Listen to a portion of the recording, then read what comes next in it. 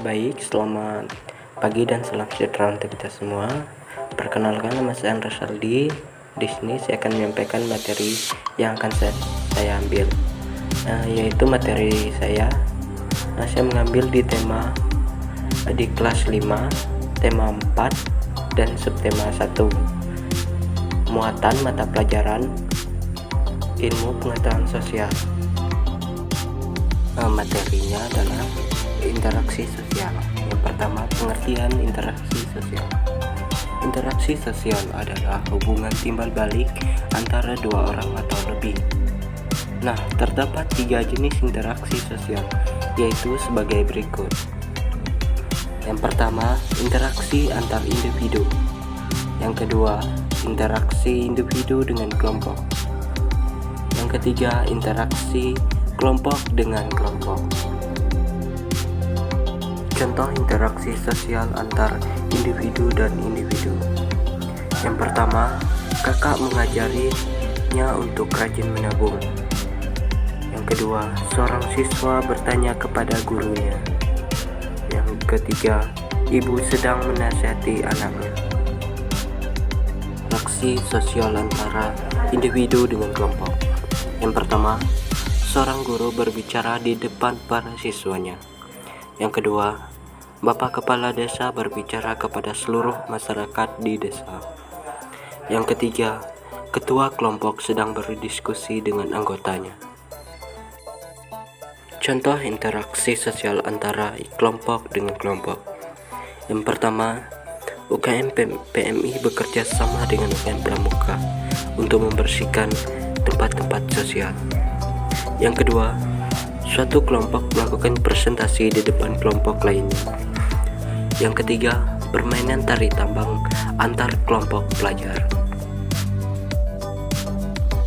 Ayo sebutkan gambar berikut ini. Interaksi manusia dengan lingkungan alam.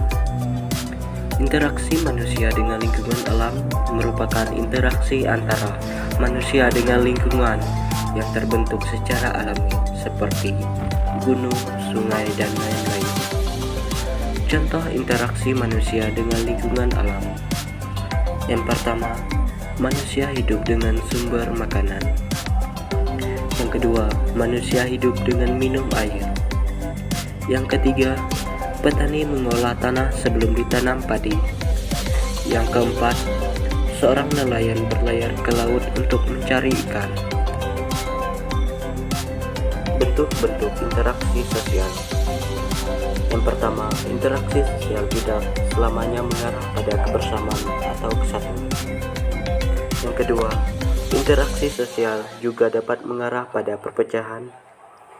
Yang ketiga, interaksi yang mengarah pada kesatuan bisa disebut atau bisa bersifat asosiatif.